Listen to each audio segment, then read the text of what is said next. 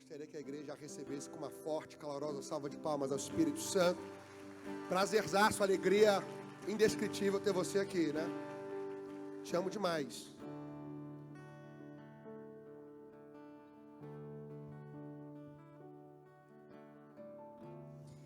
Boa noite, paz, igreja. Amém, glória a Jesus. Prazer estar aqui, uma alegria muito grande. A gente ama essa igreja, a gente saiu daqui, né? Não exatamente desse prédio, mas dessa essência. Éramos todos meninos, eu não tão menina assim, eu já era mais velha que vocês, né? Na época, mas ainda era uma menina quando tudo começou. Uma alegria ver o Dato aqui, que passa um filme, né? Na nossa memória. A gente era tudo garoto mesmo. E a gente ia lá, primeiro foi ali nem lembro mais que altura, no bairro aí de dentro, no quiosque de Sapê, depois a gente na praia, e hoje essa igreja linda aqui, maravilhosa. Dato, você não sabe a alegria que você está fazendo para a gente, de estar aqui, fazendo a gente reviver esse momento. E muito obrigada, meus amigos, eu amo muito vocês são muito preciosos. O Júlio é uma inspiração para a gente, né? É o pastor mais inteligente que eu conheço. Assim, eu não conheço ninguém igual ele. Glória a Deus, amém. Igreja, vamos orar, então. Vamos clamar. Olha, eu já recebi tanto. Oh, meu Deus, cadê a palavra? Sumiu? Espera aí. Ai, Senhor, tenha misericórdia. Cadê a palavra? Eu também não enxergo nada sem óculos. Me dá o óculos aí. Qual é a palavra? Esse aqui, acho. Ah, tá bom. Obrigada. Vamos orar. Pai querido, amado, como é bom estar na tua casa. Não importa qual é o prédio, qual é o bairro. Nós somos uma só família. Essa família Bola de Neve é muito especial na nossa vida. Mas, acima de tudo, o reino de Deus, independente de bandeira, de denominação, nós amamos o Senhor, nós amamos a Tua presença, nós amamos o que o Senhor faz no meio dos filhos, nós amamos essa alegria de poder celebrar o Teu nome, nós amamos adorar, louvar, esse louvor tão bonito. A casa está cheia da Tua glória, eu já recebi tanto, me ajuda a dividir com os meus irmãos aquilo que o Senhor quer fazer essa noite. Eu me coloco aqui totalmente disponível, que o Senhor cresça, e eu diminua, que o meu lugar é escondido atrás da cruz, que o nome do Senhor seja glorificado, que a Tua palavra seja anunciada, como já foi profetizado aqui, que seja hoje uma noite de cura, de libertação, de derramar de Deus, de entrega de chaves espirituais, de segredos de cura, de equilíbrio. Em nome de Jesus, Pai, conta comigo, usa a minha vida, apesar de eu não ser nada, usa a minha vida, Senhor, para a glória do Teu nome. Amém, Jesus. Glória a Deus. Pode aplaudir o Senhor. Igreja, eu quero começar dizendo para vocês o seguinte: eu tenho 30 anos de caminhada na fé, mas apenas 3 anos eu aprendi o que é oferecer a Deus um culto racional. É sobre isso que eu vou falar nessa noite, o nosso culto racional. Atingir o culto racional é atingir a medida do equilíbrio da vida emocional e espiritual, tá? Eu acho que nunca mais você vai esquecer o que é um culto racional. É quando você chega num ponto que o teu espiritual e emocional avançam de uma forma que você só caminha para frente. Você pode até dar 1, 2 passos para trás para tomar fôlego, mas o teu destino é seguir adiante. Você não para mais. Quando você chega nesse ponto, uma das maiores dificuldades da nossa vida é equilibrar a vida espiritual e emocional. Vocês vão entender isso. Eu considero que a maioria de nós cristãos somos espiritualmente inteligentes e emocionalmente desalinhados. É isso que Deus tem me ensinado nesse tempo. O nosso espírito, ele se converte fácil. Claro que a gente, nesse nosso meio, a gente se depara com irmãos que têm prisões espirituais, porque são pessoas que andaram por caminhos muito distantes da presença de Deus e foram abertos portais e prisões, e são pessoas que precisam realmente de libertação, né? Mas isso não é uma coisa muito difícil de acontecer, esse nível de libertação, quando a pessoa tem sede, quando ela vem aos cultos com aquela fome da presença, o Senhor opera, o Senhor liberta. É um processo, mas isso acaba acontecendo mais cedo ou mais tarde. Então, a primeira inteligência que a gente adquire é a espiritual, porque você lê a Bíblia. Quando a gente é criatura, que a gente tenta ler a Bíblia, a gente não entende realmente, parece um livro selado, e é. Mas quando você se converte, o Espírito Santo habita em você, você começa a entender o que você nunca entendeu. Então, o espírito da gente se converte primeiro, ele entende Deus, porque Deus habita no nosso espírito, Deus fala ao nosso espírito, Deus trata com o nosso espírito liberto, ele voa. O problema é que muitas vezes a gente já é um crente maduro espiritualmente, mas a gente tem tropeços emocionais. E muitas vezes quando a gente não está bem emocionalmente, faz a nossa vida espiritual retroceder. Vou falar um pouco sobre isso e vocês vão entendendo ao longo dessa mensagem. Quando eu digo que há 3 anos eu estou num outro nível de profundidade, de compreensão, eu não estou querendo dizer que eu não falho mais, que eu sou super madura, uau, nada disso. Quantas vezes eu penso que eu amadureci e acontecem situações e eu me vejo como menina de novo.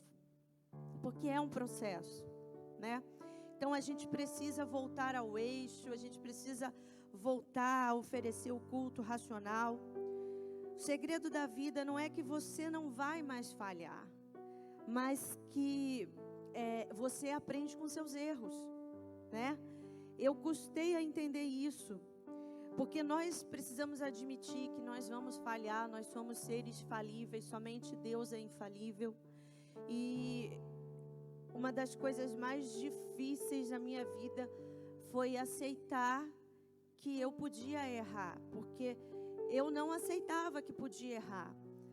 E isso demonstrou uma natureza perfeccionista e extremamente, mas assim, o zelo pelo nome do Senhor, né? Porque eu pensava dessa forma, como eu carrego o nome do Senhor, eu não posso falhar, porque se eu falhar, eu vou envergonhar o nome do Senhor. Então, assim, havia sobre mim uma cobrança muito grande, um senso de crítica horroroso, e isso só serve para uma coisa, para adoecer, porque até Deus conta com as nossas falhas, tá? Eu tenho aprendido a me perdoar, eu tenho aprendido a aceitar meus erros e a rir um pouco com eles. Isso não quer dizer que eu estou negociando com o pecado, que eu vou pecar e vai ficar tudo bem. Não é isso, não é isso que eu estou dizendo. Eu estou falando em a gente errar e a gente entender que a gente não foi menos amado por isso. Que a gente pode errar e se arrepender, e a beleza da vida está justamente nisso. Em a gente conseguir enxergar os nossos erros com a mesma graça que Deus nos enxerga. E a gente continuar na caminhada, saber assim, nada mudou. Nada mudou no coração de Deus. Eu não fui mais rejeitada, eu não fui menos amada. E foi difícil eu entender isso. Então, quando você erra e se arrepende, isso é lindo demais, isso é lindo, isso é precioso. Deus, Ele realmente se agrada dessa nossa, de certa forma, infantilidade, né? De olhar para a vida assim, com essa leveza, sabe? Diferente de você ter um pecado de estimação, de você viver uma vida de pecado. O pecado na nossa vida é sempre um acidente. Eu não queria pecar, mas pequei. E ali eu volto para o meu eixo. É sobre isso que eu estou falando. Quando você não admite que pode errar, você adoece. Foi o que aconteceu comigo. Então, há 3 anos, Deus me deu uma nova mentalidade. Eu fui transformada de dentro para fora.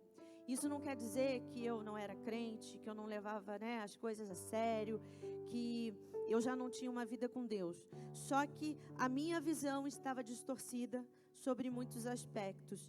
Eu posso dizer para vocês, eu era espiritualmente preparada, conhecedora da palavra de Deus, estudiosa, eu amo a palavra de Deus, mas emocionalmente totalmente desequilibrada. Então eu quero que você abra comigo Romanos 12, a gente vai ler do 1 ao 3, e a gente vai aprender sobre o culto racional. Amém, glória a Deus. Romanos 12. Já está ali na tela, para quem não achou. Portanto, irmãos, rogo pelas misericórdias de Deus que se ofereçam em sacrifício vivo, santo e agradável a Deus. Este é o culto racional de vocês. Não se amoldem ao padrão deste mundo, mas transformem-se pela renovação da sua mente, para que sejam capazes de experimentar e comprovar a boa, agradável e perfeita vontade de Deus. Por isso, pela graça que me foi dada, digo a todos vocês: ninguém tenha de si mesmo um conceito mais elevado do que deve ter, mas, ao contrário, tenha um conceito equilibrado, de acordo com a medida da fé que Deus lhe concedeu.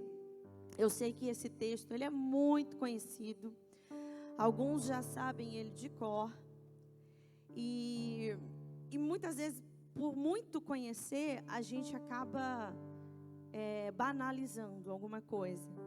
Eu não tenho como falar da minha vida sem citar esses versículos.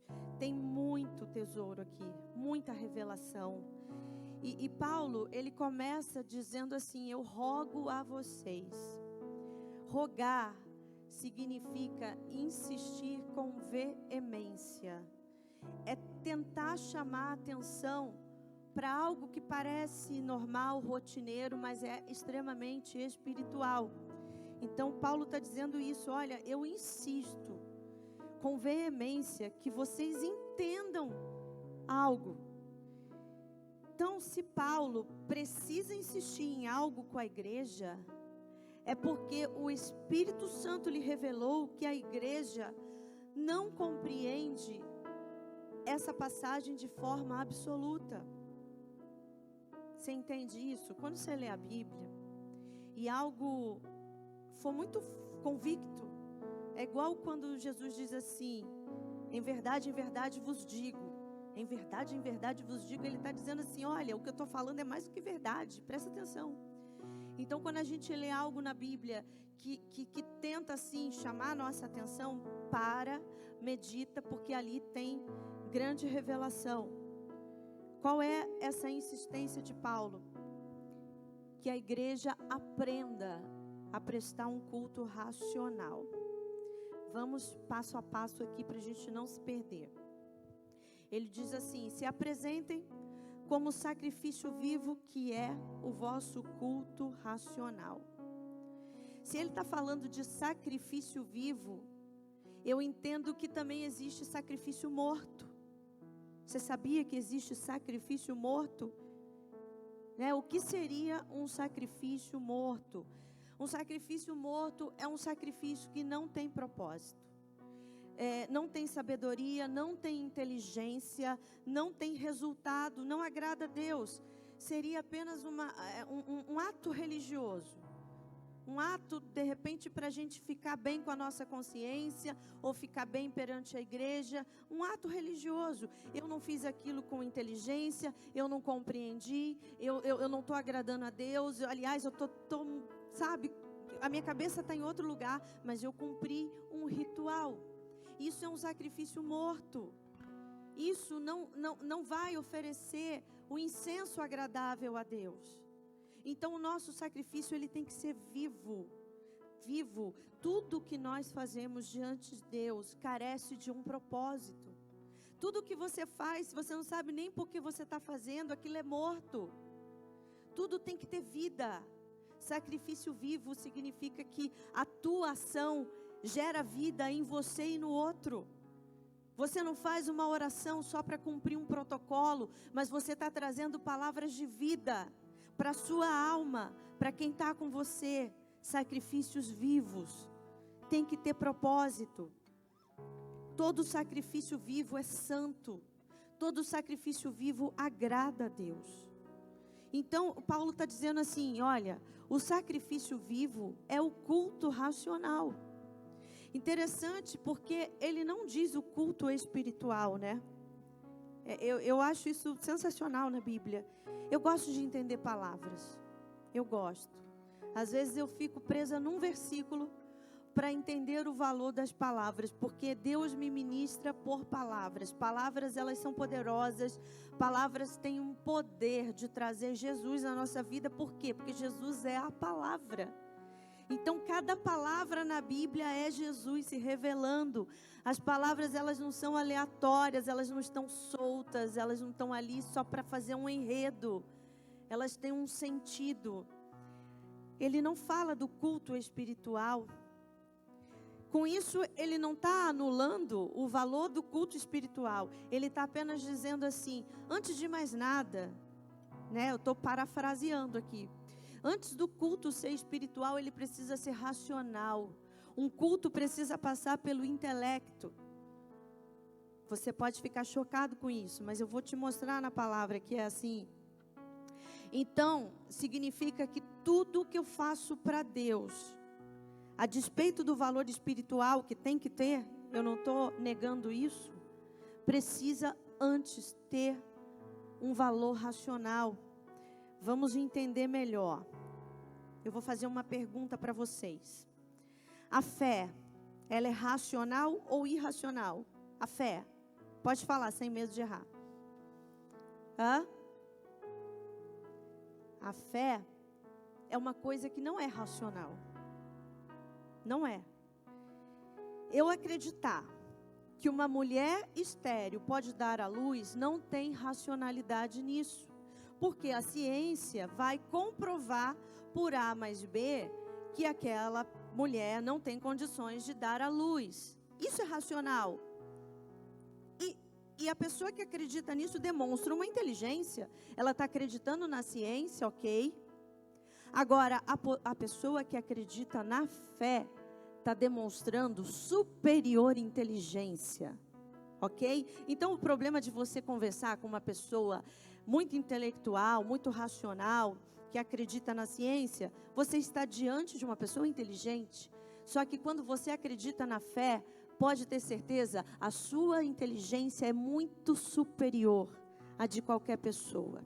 A fé, ela não é racional, porque eu acreditar na ressurreição dos mortos não é uma coisa racional. O que é o racional? É aquilo que passa por uma explicação lógica. A fé não é lógica. A fé é fé. Eu simplesmente creio, é a fé. Então, racionalizar a fé é loucura. A fé não pode ser racional, mas o culto é racional. Eu vou mais a fundo. A fé é como eu creio, e o culto é como eu faço.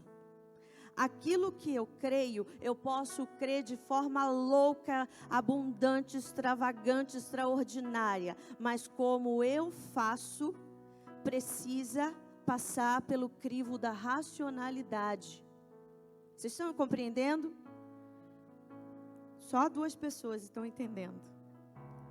Mas vamos lá, que talvez esteja um pouco confuso. Um culto a Deus não é somente esse momento de celebração, que a gente está aqui reunido na casa dele, mas como você se oferece a ele. Tudo que você faz no seu dia a dia é um culto a Deus. As suas orações, o seu devocional, a forma como você trata seus filhos, a sua esposa, né, a sua família, como você se relaciona com a sua igreja, isso é um culto racional.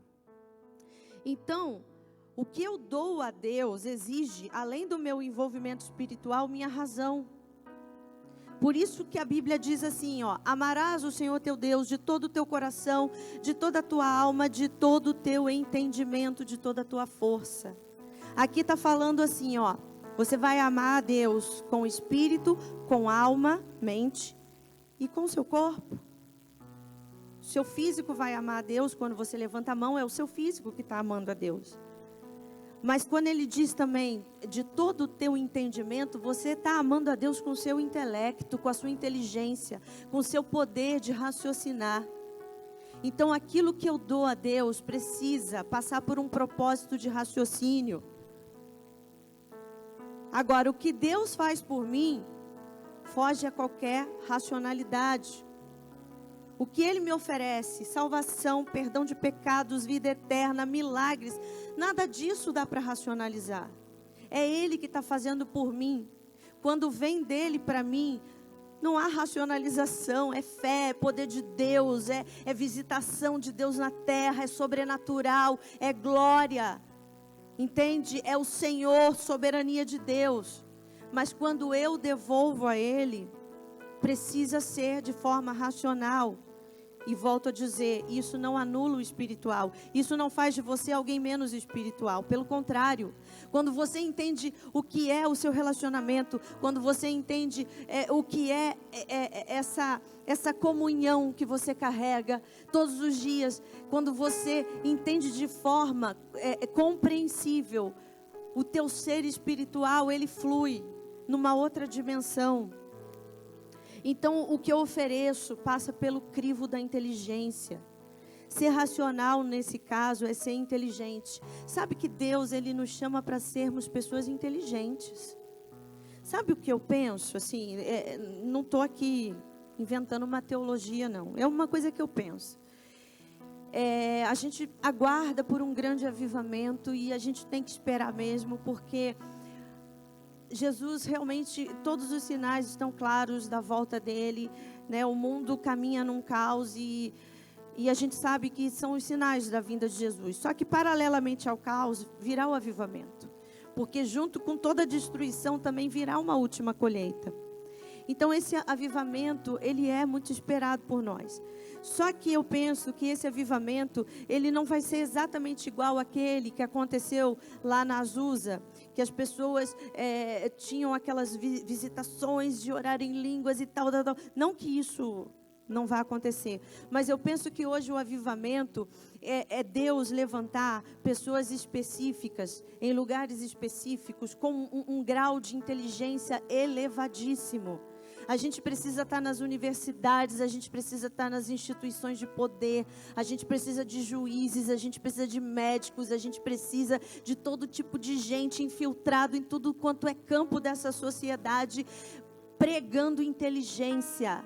Porque não adianta você chegar para um intelectual desse e falar, Rabaxalabás, ele vai rir da sua cara. Tudo bem que se Deus te mandar fazer isso, tiver uma palavra profética, eu creio nessas coisas. Eu sou pentecostal, eu amo a chama, eu amo o fogo, eu amo orar em línguas. Mas eu não acho, eu fico tirando como base o meu trabalho.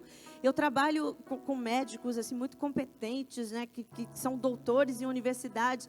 Eu não vou chegar para eles e falar, eis que te digo. Se o Senhor mandar, eu vou fazer. Mas a forma como Deus tem me ensinado a estar no meio deles, influenciando, é estudando. É falando a linguagem deles, mas de uma forma diferente. Entende? Porque há poder nas nossas palavras.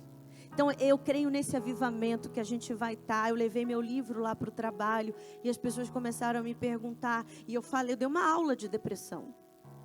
Eu estou falando de igual para igual com um médico, porque eu estudei muito sobre depressão. Então, isso faz as pessoas olharem para a gente. Todo mundo lá sabe que eu sou pastora. Com respeito, ela sabe o que está dizendo. Então, Deus, Ele está levantando uma geração inteligente, uma geração despertada para esse equilíbrio emocional. Nós vamos avançar muito nessa área, eu creio, né? A gente está, olha só, a pastora Sara estava me falando, está fazendo psicanálise, né? Que lindo isso, que lindo, sabe por quê? E ela me falou uma coisa linda lá dentro. Ela falou assim, Se a gente não se preparar, as pessoas vão procurar outros profissionais.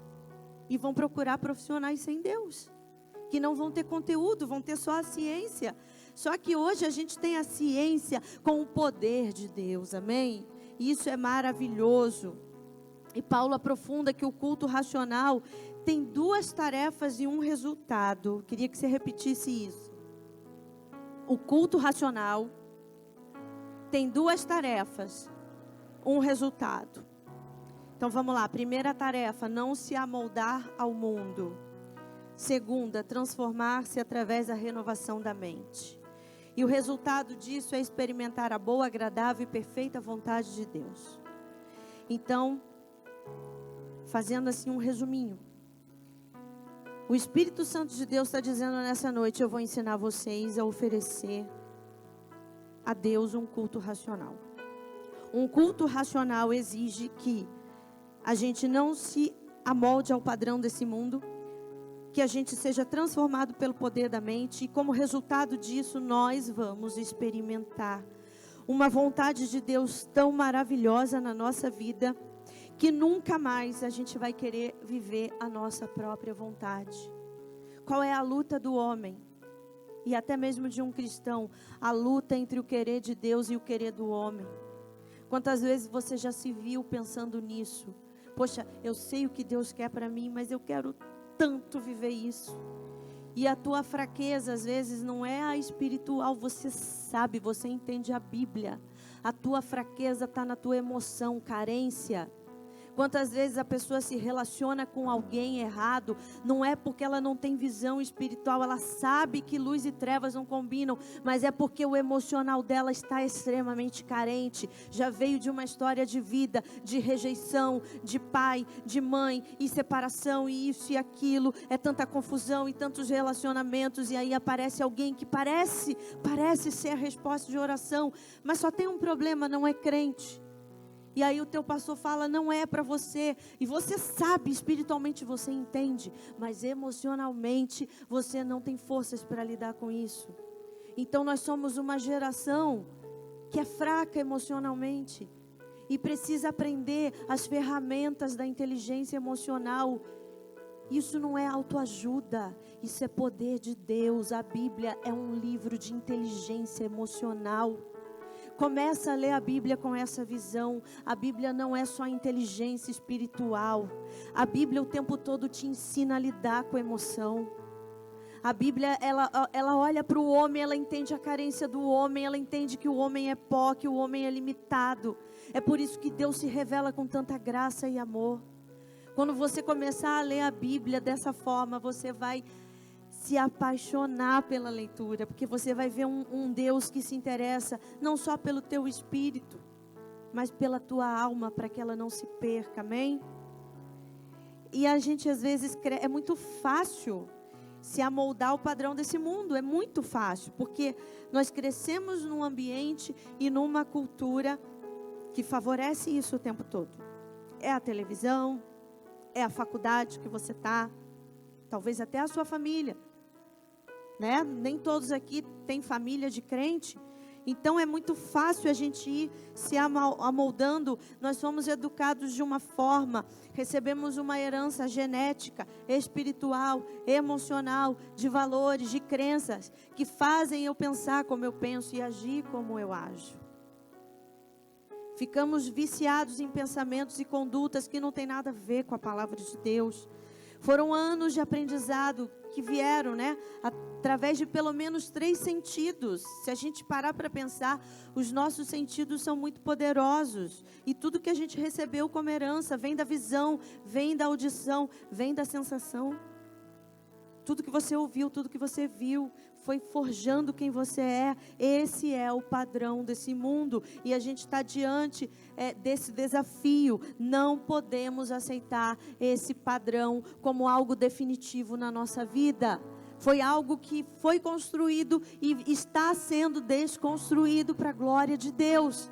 Para a glória de Deus, você está nesse lugar para aprender as ferramentas para desconstruir. Por isso que culto após cultos, o Senhor libera ferramentas, o Senhor libera palavras proféticas. Não é só para você ir para casa com aquele conforto. Ai, o culto foi bom hoje, Deus falou comigo. Não, você recebeu armas espirituais e você tem que aprender a fazer uso disso, porque as armas da nossa milícia não são carnais, mas são espirituais em Deus, para desfazer sofismas.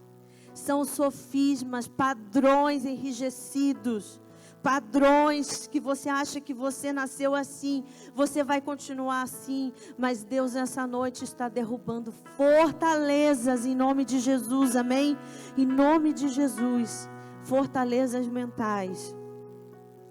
Então, a gente precisa se transformar pela renovação da nossa mente. Quando eu estava, há 3 anos atrás, nesse tempo, setembro, eu estava assim, há 3 anos atrás, com depressão em casa. Chegou na minha mão um livro, uma doutora cristã, neurocientista. E como eu aprendi através daquele livro, o poder de transformar a sua mente. E essa mulher, ela trazia todo o conhecimento da neurociência alinhado à palavra de Deus. E ela dizia assim no livro: por muito tempo a ciência acreditou que o cérebro era uma caixa enrijecida, que uma vez que você tivesse tido traumas e muita dificuldade, né, e o teu cérebro se ajustou de uma determinada forma, seria muito difícil romper aquilo. E hoje a neurociência fala que o cérebro é plástico, ou seja, é maleável. Ele vai agir de acordo com aquilo que você determinar. Um cérebro transformado tem o poder, inclusive, de mudar o quadro de doenças. Nesse livro ela dizia assim, olha, presta atenção, 85% dos casos de câncer não são de origem hereditária. É chuva isso? É a glória de Deus descendo na terra, amém? Confirmando a bênção abundante que Ele tem para nós.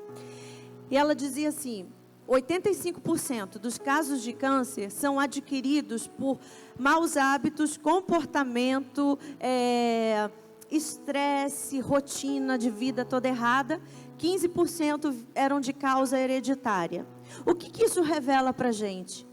Que a mente tem um poder de trazer coisas ruins na nossa vida.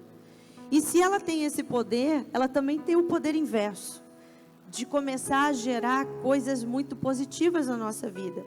Então ela falava que a neurociência hoje trabalha para a renovação da mente. E aí ela apresentava esse versículo. Ela disse, o que a neurociência descobriu há 30 anos, a palavra de Deus, Jesus já ensinou a gente há 2000 anos, amém? Aleluia, esse é o nosso Deus, maravilhoso, maravilhoso. Então é possível transformar a mente através de treinamentos, isso se chama inteligência emocional. Eu não vou entrar muito nesse assunto, eu só estou citando porque o versículo fala de transformação de mente. Finalmente, diante dessa tarefa, nós vamos conseguir experimentar a boa, agradável e perfeita vontade de Deus somente após não aceitar o padrão desse mundo e passar pelo processo de renovação. Eu tenho capacidade de viver essa vontade de Deus de uma maneira tão absoluta. Enquanto a gente não vive isso, a gente vai vivendo a vontade de Deus em migalhas, sabe? A gente vive um pouquinho ali, um pouquinho aqui, mas enquanto a mente está viciada num padrão muito ruim, você vai vivendo de migalhas. Olha o que acontece no Éden. A Eva, quando ela olhou para o fruto da árvore do conhecimento do bem e do mal, ela pensou, o fruto é bom, é agradável e desejável. Isso está lá em Gênesis 3. Foi exatamente isso que passou no coração dela. É um bom fruto, é agradável e é desejável. Então a diferença entre a vontade de Deus e a vontade do homem está no fato de que para o homem o desejo é algo poderoso, mas para Deus a perfeição é o que vai resultar na sua felicidade. A vontade de Deus é boa, agradável e perfeita. A vontade do homem é boa, agradável e desejável. Então existe uma diferença entre a vontade do homem e a vontade de Deus. A vontade de Deus, ela é tão boa e tão agradável quanto a nossa. Porém, o final de tudo resulta em perfeição. A vontade do homem, ela passa pelo aspecto do desejo. E o desejo muitas vezes está longe da perfeição. Desejos são coisas perigosas, sabe? Eu sei que você pode ter bons desejos. Você pode desejar formar uma família, ter filhos, estudar. Isso é ótimo. Mas os desejos também passam por aquele campo mais imundo da nossa vida. Sabe aquela área de trevas que todo mundo tem? Desejo de pecar, desejo de adulterar, desejo de gastar mais do que pode. Desejos, porque a alma é insaciável em desejos. Então desejos precisam passar por esse crivo da perfeição. Isso que eu quero vai resultar em algo perfeito, porque a vontade de Deus vai me levar a um destino de perfeição. E não é diferente disso, amém? Não é. Uma pessoa com desejo desenfreado, infelizmente ela está caminhando para o inferno. Eva se deixou levar pelo desejo e deu no que deu, vocês sabem. Então, não comer o fruto não parecia ter sentido, já que estava ali no meio do jardim, né? Era um fruto, eu acredito, bonito, com boa aparência, mas o resultado disso não era perfeito para o homem. Então, a perfeição quase sempre vai ter que abrir mão desse desejo. Vou dar um exemplo aqui bem simples. Você se propõe a estudar para um concurso público. O plano perfeito é que você trace uma meta de estudo com tantas horas diárias, né, dia após dia, sem abrir mão disso, com disciplina. E o teu desejo, você vai ter que lutar todos os dias contra um desejo de quebrar esse plano. Vai ter gente te ligando, vamos embora, vamos para a praia, vamos não sei aonde. E você vai ter que todos os dias lidar entre aquilo que é perfeito e aquilo que é desejável. No início aquilo pode não fazer sentido, mas o resultado é que te traz esse senso de perfeição. A vontade de Deus é boa, perfeita e agradável. Alguém duvida disso? Alguém duvida? Né? Você pode até pensar assim: poxa, pastora, eu sei que a vontade de Deus é boa, eu sei que a vontade de Deus é perfeita, mas olha, nem sempre fazer a vontade de Deus é agradável. E eu concordo com você, porque eu já passei por isso. Quantas vezes eu me vi tendo que obedecer por inteligência, mas sem que aquilo fosse inicialmente agradável. Só que conforme você vai obedecendo, aquilo vai deixando de ser um fardo. Aquilo vai tendo um resultado tão perfeito que aquilo passa até mesmo a ser agradável.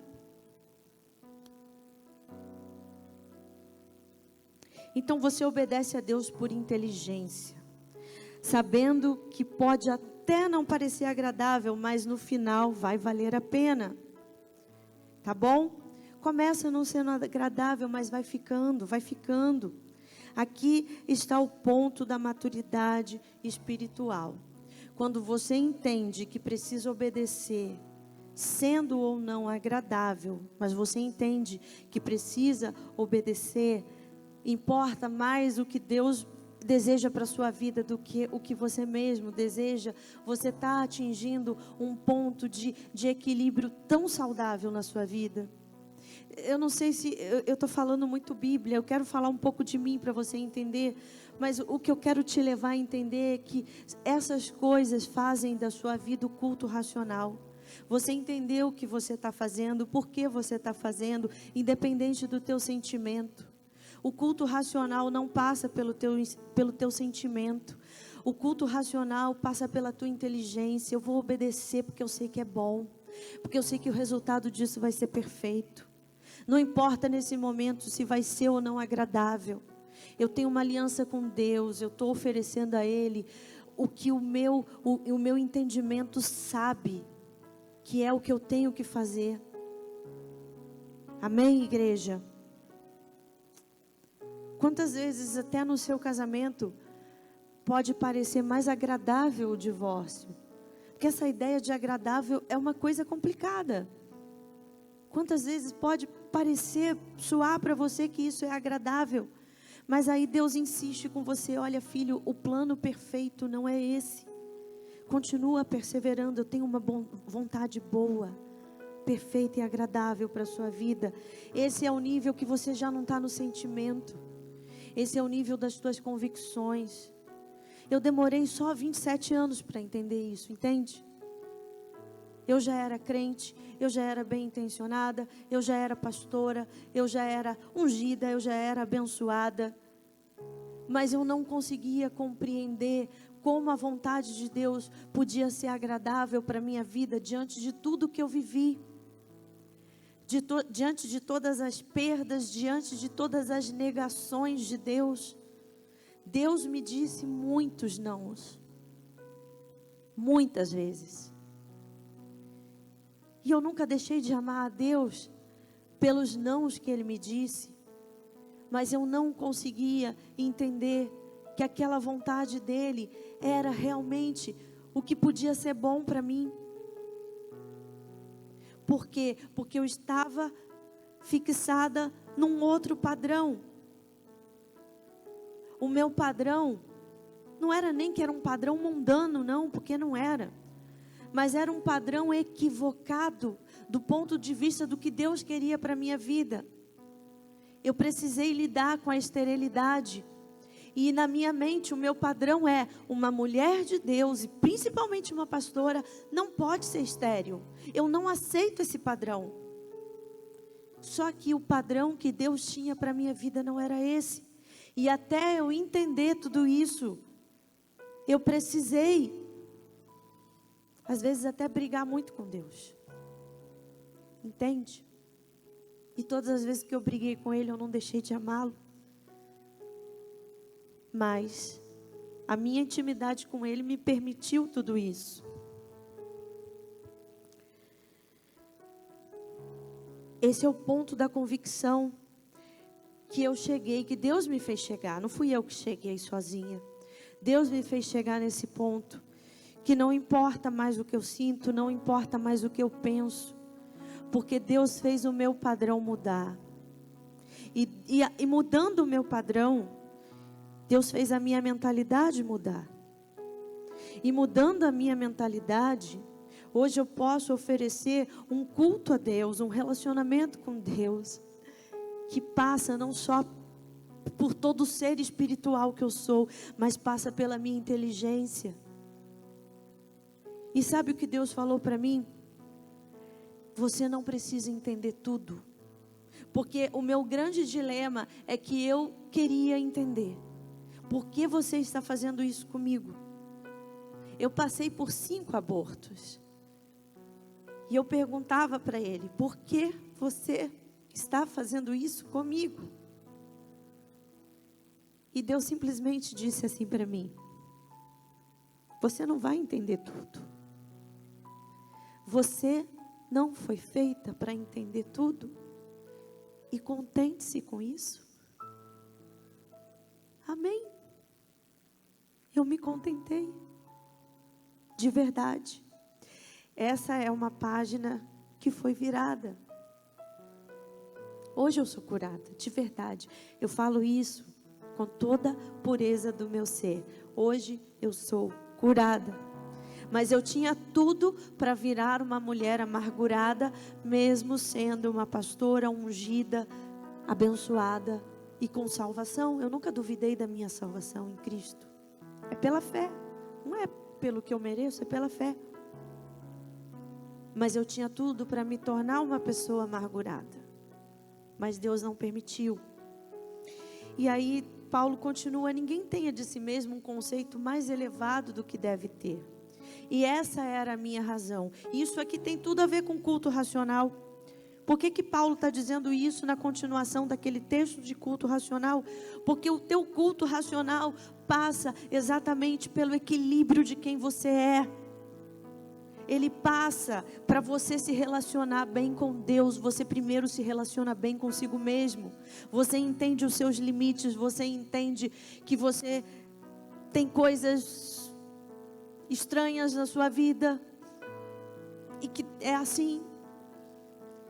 Você começa a entender, Deus começa a te dar uma mentalidade a respeito de você mesmo. Não tenha um conceito mais elevado do que deve ter, nem para mais nem para menos, sabe? Não fica imaginando que o que Deus tem para você é outra história, porque a pessoa, o seu irmão está vivendo coisa diferente.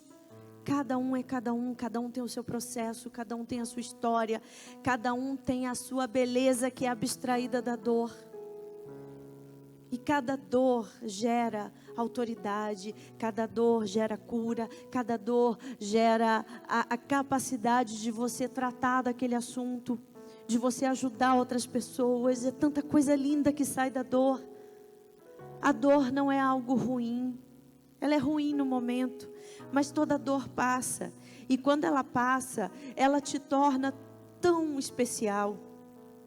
Imagina uma pessoa que não sabe superar a dor, é uma pessoa chata, é uma pessoa que levanta o seu troféu de dor o tempo todo, só para chamar atenção.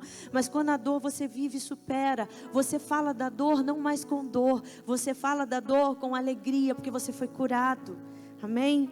A dor é muito especial, ela é muito poderosa.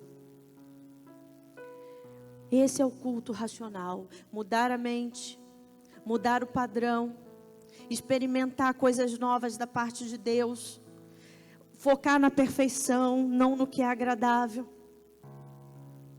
focar na convicção, não no sentimento. Culto racional.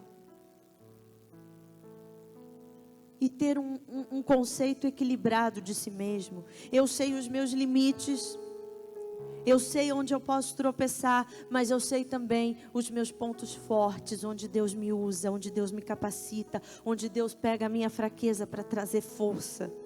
Eu conheço tudo isso. Então eu não sou pior do que ninguém, mas também não sou melhor.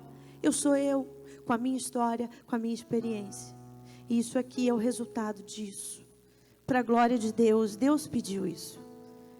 Ele falou, escreve isso. Porque há na igreja mulheres estéreis que lidam com essa frustração. Por quê? Se eu sou uma mulher de Deus, eu não gero. E também há na igreja pessoas com depressão. E tudo isso, né, que eu estou contando para vocês, é um pouco da minha história. Como eu falei, eu não tenho como falar de mim sem falar desse versículo, porque esse versículo ele foi chave no meu tratamento.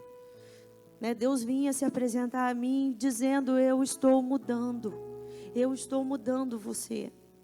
Tem uma história que eu conto nesse livro, eu nem sei, já estou muito demorando? Fala para mim se eu estou demorando. Não, teu sentimento, eu estou demorando? Ah, que horas são? Tá, eu vou acabar. Então. Tá, eu vou contar só essa experiência. Eu tive um sonho quando eu estava no meu processo assim de cura da depressão. Eu tive um sonho que eu tinha uma xícara quebrada no meio. Ela não estava espatifada, ela estava quebrada exatamente no meio. E aí eu colocava cola e ficava assim, né, tentando colar essa xícara, mas quando eu tirava a mão, ela abria. E eu tentava 3 vezes colar essa xícara, e quando eu tirava a mão, ela abria. Aí eu chamava o meu marido, tudo isso no sonho. Eu chamava ele, eu falava, cola essa xícara para mim, por favor. E ele pegava e jogava a xícara no chão, e a xícara espatifava. E eu falava, por que você fez isso? Ele falou assim, para você não tentar fazer com a tua força o que Deus tem para fazer. E aí, quando eu acordei, eu entendi que isso tinha tudo a ver com todo esse padrão que eu estava acreditando. E era o que Deus estava me fazendo. Porque Deus me permitiu chegar num ponto de depressão. É muito ruim ter depressão. Eu tive pânico, eu tive ansiedade, eu tive medo, eu não queria sair de casa, eu não queria ver gente. O Júlio e a Sara foram até me visitar nesse período. Mas Deus permitiu para eu poder me esvaziar por completo. E Deus começar uma obra de cura e de libertação dentro de mim. Entende? Então, é isso que você vai encontrar nesse livro, né? Então, compra, dá para alguém que você sabe que está vivendo todas essas histórias, que sofre muito, tá? E é isso. A minha autoimagem, ela era desfavorável, irmãos. Eu me sentia uma pessoa inadequada. Era esse o sentimento assim que mais me perseguia, inadequação. Eu era a pessoa errada no lugar errado sempre. Sempre. Parecia que assim, em nenhum ambiente eu conseguia me encaixar. Um padrão equivocado de cobrança, um excesso de perfeccionismo, de culpa, de dor não curada, que ia da esterilidade até um padrão de vitória que eu achava que tinha que ter. Batalhas terríveis na mente, sentimento de inferioridade, comparações. Então, a depressão veio para desconstruir tudo isso. A depressão, ela é uma doença química, mas ela passa pelo nosso emocional. Quando o nosso emocional, ele não é favorável, bem treinado, equilibrado, ela se instala. Por isso que é tão importante, eu tenho batido nessa tecla. Você não tem que abrir mão de nada no seu crescimento espiritual, mas você precisa muito, muito, muito entender sobre esse equilíbrio emocional. Somente com emoções curadas você é capaz de prestar esse culto racional ao Senhor, amém? Amém. Feche os seus olhos.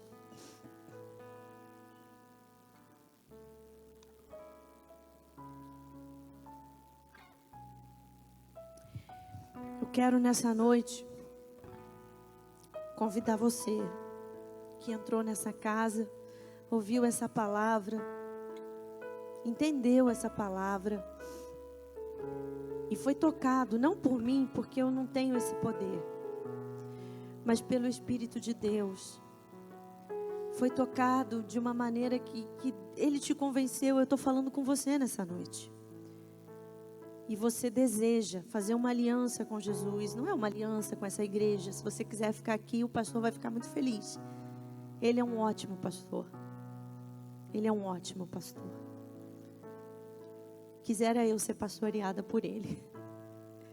Mas o meu marido também é um ótimo pastor. Não fica com ciúmes, não. Mas você quer fazer essa aliança com o Senhor? Levanta a sua mão, eu quero orar por você.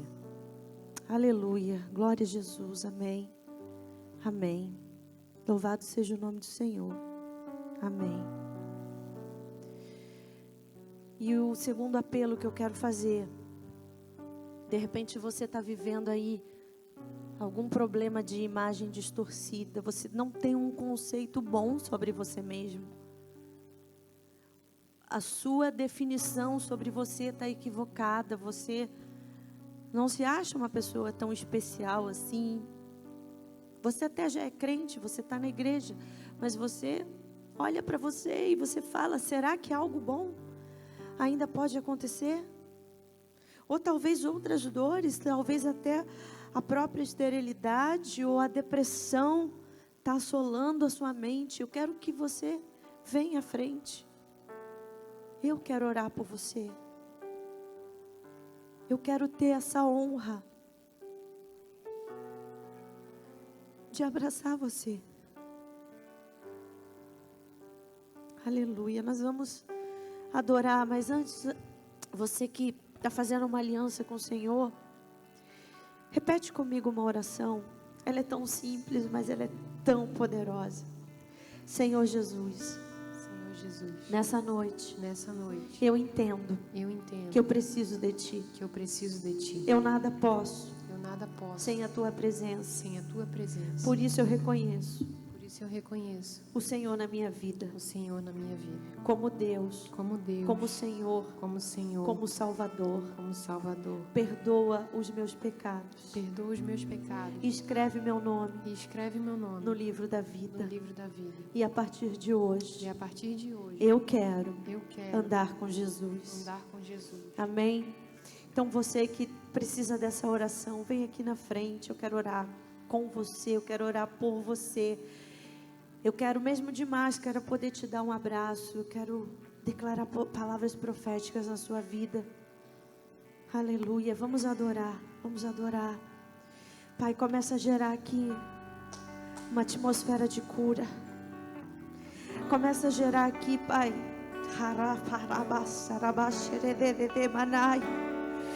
Oh, Espírito Santo, ambiente do céu. No céu não há frustração, no céu não há dor, no céu não há doença, no céu não há esterilidade, no céu não há decepção, no céu tudo é perfeito. Traz o céu, Senhor, traz o céu.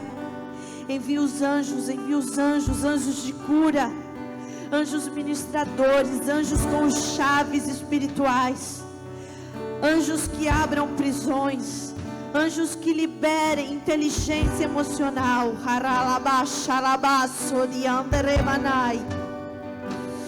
Deus, essas pessoas também que aceitaram o Senhor nessa noite, vai tocando, vai quebrando toda estrutura maligna, vai quebrando todo padrão desse mundo, vai transformando a mente, vai alinhando os passos, vai fazendo andar com Jesus. Aleluia, vamos adorar.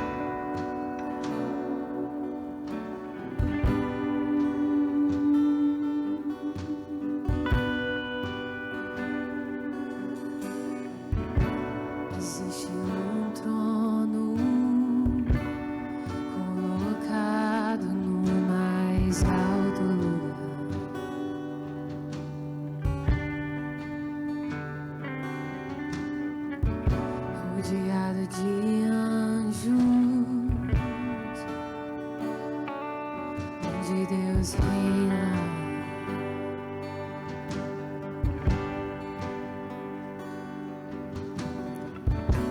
A minha vida Ele governa. A minha vida Ele governa.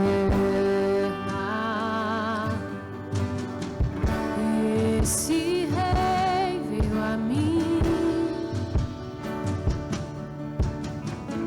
com seus olhos em chamas. Eu perguntei sobre os seus olhos. Ele sorrindo me disse: o fogo nunca dorme, o fogo nunca apaga e nunca apagará. Não, não, não. Deus nunca morre, Deus nunca é vencido, nunca é vencido.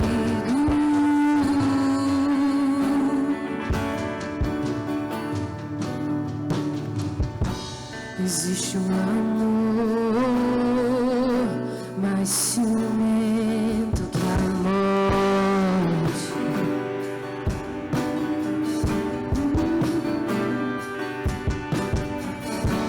Existe um amor mais ciumento que a morte.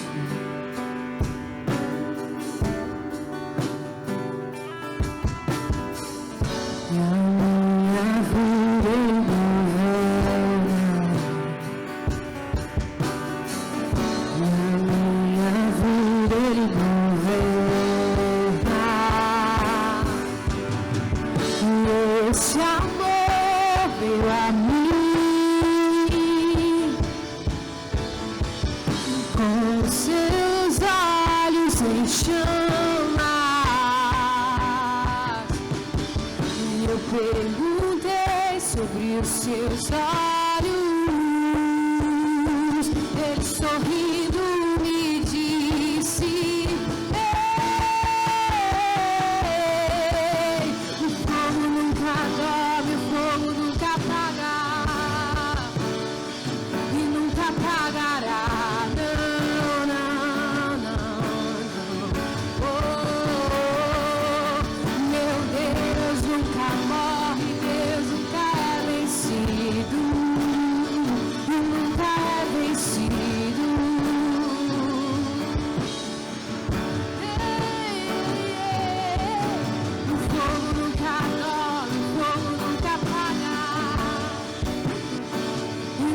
apagará.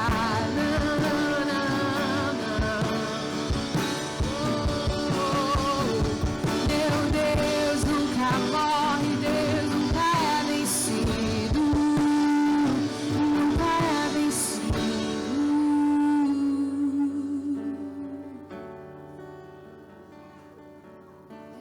Espírito da cura, o Espírito de Jesus,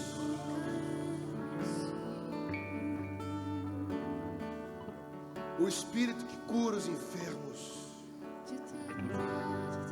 o Espírito que consola os abatidos. Espírito de Jesus opera aqui nesse lugar.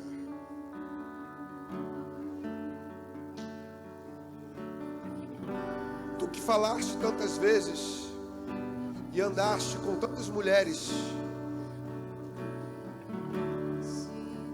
o Senhor gostava de andar com as mulheres, de conversar com elas. Oh Senhor, quantas mulheres te seguiram, quantas mulheres buscaram em Ti. O rio que flui no teu coração. Aquela mulher do fluxo de sangue, aquela mulher que havia gastado as suas forças, expectativas e recursos com tudo aquilo que poderia ser usado para a sua cura, mas encontrou tão somente em Ti aquilo que reabilitou a sua alma, a sua vida, a sua saúde. Quantas mulheres choraram aos Teus pés, Jesus? Quantas mulheres choraram aos Teus pés, Jesus? Quantas mulheres gritaram o Teu nome e foram curadas? E foram curadas. Quantas mulheres levaram até Teus pés os segredos de suas almas, as dores secretas que carregaram anos e anos, de situações traumáticas, de abusos, de violências psicológicas, físicas, de abandonos, de rejeições. Elas não tinham aonde depositar esses segredos, porque elas não confiavam mais em ninguém.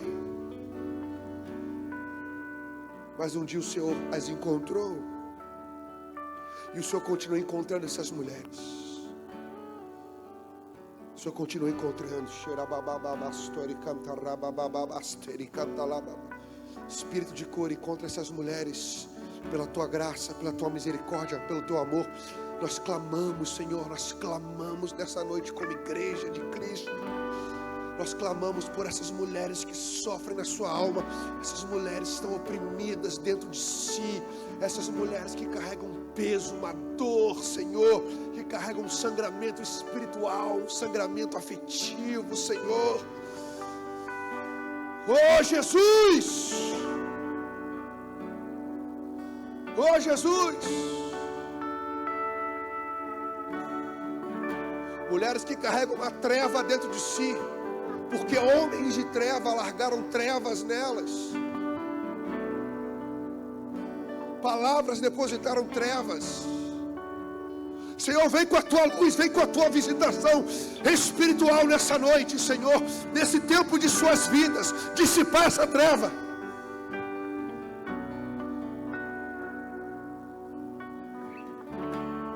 Nós clamamos, nós suplicamos como igreja, nós levantamos uma súplica e um clamor nessa noite, que o próprio Jesus venha encontrá-las em seus corações. Ei, filho de Davi, filho de Davi, filho de Davi, ei, tem misericórdia de nós. Nós nos colocamos na brecha agora. Ei, xalamá, canta, sore, canta, labassai. Que seja um tempo de liberação para uma nova vida.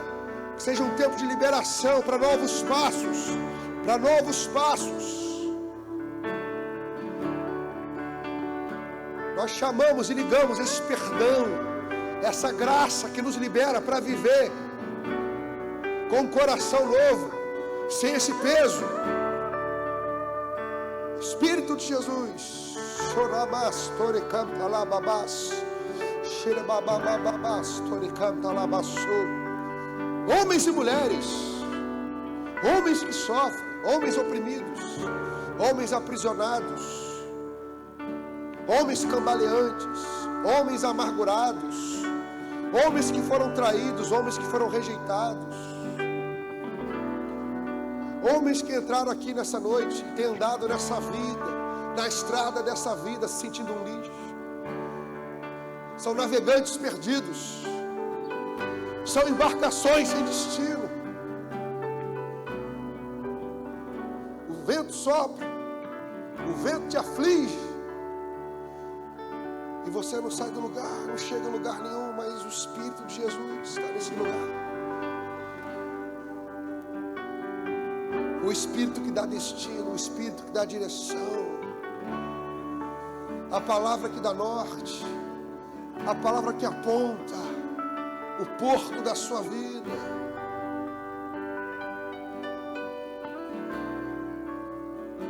O amanhecer de uma nova estação está aqui nesse lugar, nessa noite. O amanhecer, o sol, o sol, o sol, o sol, o sol. Você pode viver na luz, você pode andar na luz. Você pode andar na luz, homem. Homem. Aquele que vos fala, inclusive, andou muitos anos em trevas. Pela graça, pela misericórdia, tem andado na luz de Jesus. Na luz de Jesus. Na luz de Jesus. Oh! Ele é santo, Ele é poderoso para fazer. Santo e poderoso para fazer. Homens com violência, homens com ira dentro de si. Homens com palavras de maldição dos pais, do pai. Homens com saudade de quem já se foi.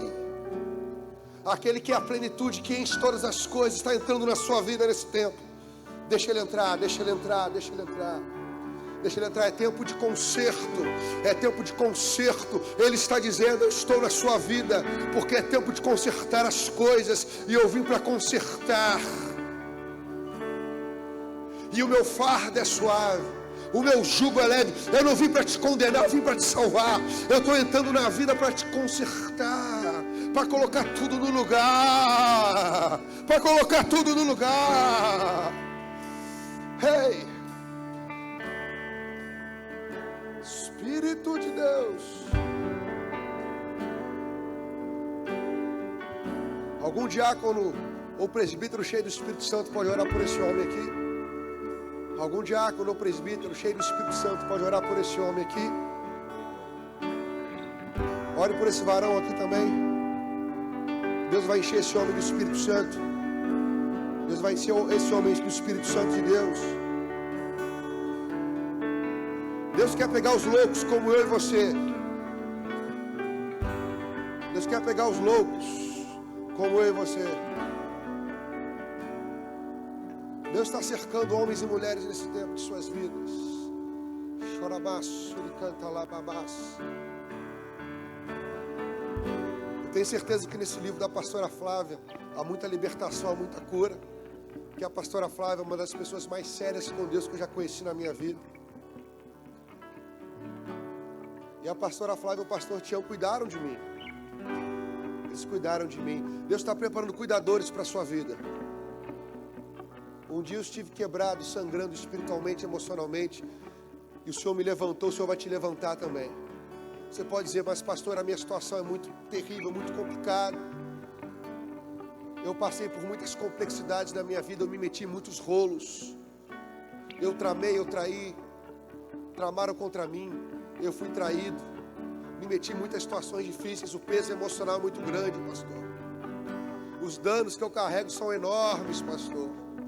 Muitas situações na minha vida, familiares, emocionais, afetivas. É uma coleção de coisas dentro de mim, pastor.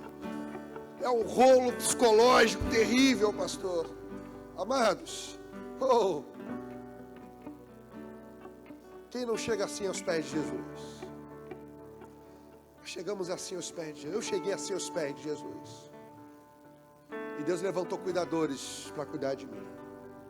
Deus vai levantar e já está levantando cuidadores para a sua vida e para a sua alma também. Deus tinha palavras guardadas nos céus para mim, eu não sabia. Tem palavras guardadas nos céus para você que você não sabe. Mas nesse tempo da sua vida você precisa manter a sua posição para que essas palavras cheguem até a sua vida, até o seu coração, até a sua mente, e libertem você. Eu não sabia que tinha tanta coisa no céu em relação a mim, eu não sabia. Eu não sabia. Mas Jesus começou a falar sobre a minha vida. E quanto mais Jesus falava sobre a minha vida, mais eu era curado, mais eu era transformado. Existem palavras no céu, na eternidade, sobre você, sobre o seu coração, sobre o seu destino, sobre o seu futuro, sobre a sua cura, sobre os seus próximos passos. Essas palavras precisam entrar, e para elas entrarem você precisa guardar a sua posição. Você precisa sair daqui nessa noite e dizer para Deus: eu vou dar o próximo passo de fé, e terça-feira eu vou dar outro passo de fé, e quarta-feira, se vier a tempestade, eu vou me agarrar aos pés do meu Senhor e vou continuar até que toda palavra a meu respeito venha a ser liberada. Chorabacanta sarababá sarabachei.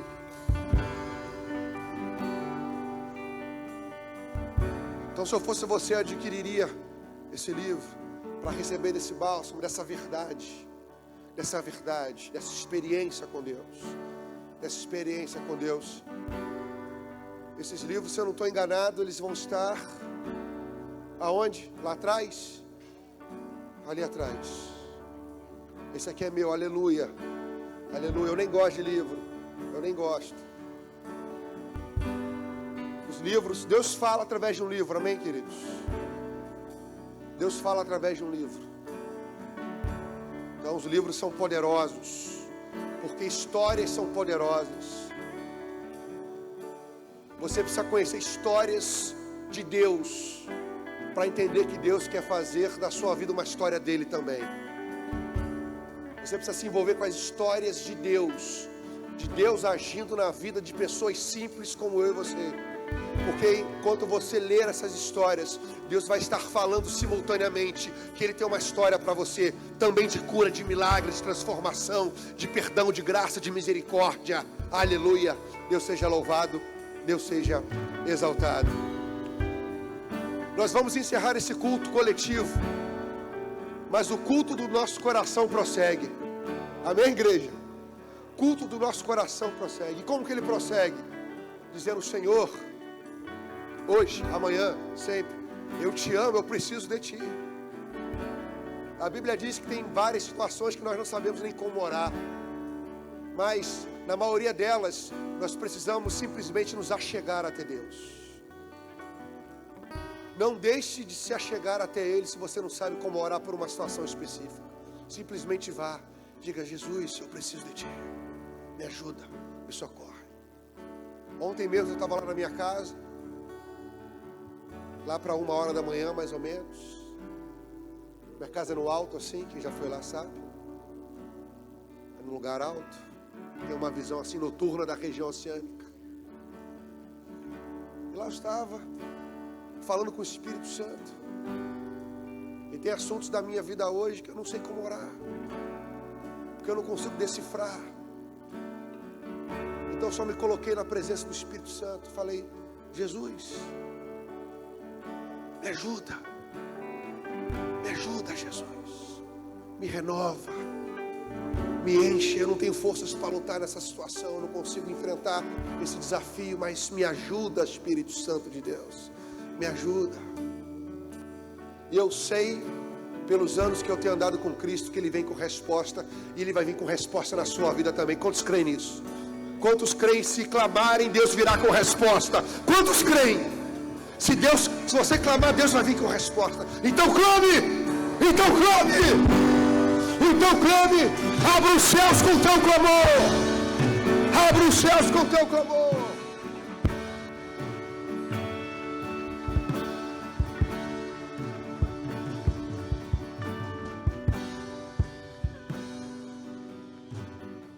Glória a Deus, você que está nos visitando, prazer ter recebido você aqui. Não deixe de fazer essa gentileza para nós como igreja, de passar ali, deixar o teu contato, ninguém vai te importunar. Nós queremos apenas nos comunicar com você, tá bom? Você que fez essa oração agora também, recebendo Jesus na sua vida, se você não tem um contato com a igreja, não está membrando aqui, esse é um tempo de decisão. Vida espiritual é vida de decisão sempre, tá? Se você tem frequentado essa casa 2, 3 cultos, Deus tem falado com você que tome a decisão de congregar nessa casa, tá? A igreja é escola de Deus. Igreja é escola de Deus, é a faculdade de Deus. É onde você vai aprender lições, onde você vai ser pós-graduado em reino dos céus. É onde Deus opera, não tem jeito, tá? Deus opera na casa dele. Então, se você não se decidiu, se decida logo, porque é assim que a vida espiritual é lugar de decisão, tá? Então, muito obrigado pela tua visita. Lá atrás está o pessoal com os livros da pastora Flávia. Você vai estar abençoando o ministério dela e abençoando a sua própria história, ou abençoando a vida de alguém, porque muitas pessoas têm sido afligidas pela depressão, pela tristeza profunda, pela desorientação emocional. Amém? Vamos orar juntos? Amém? Vamos orar juntos? Então repita a oração que o Senhor nos ensinou. Pai nosso que estás nos céus,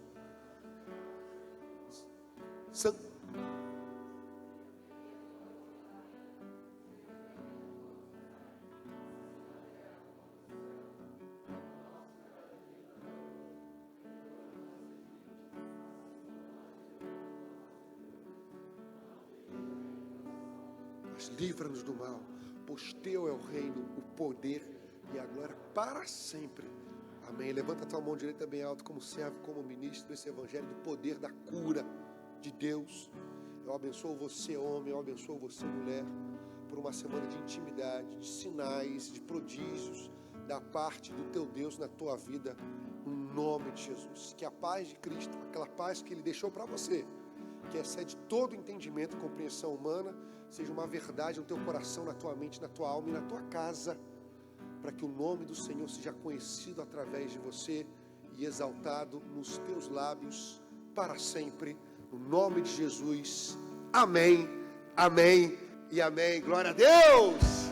Deus abençoe. Aplaude esse Deus com toda a tua força.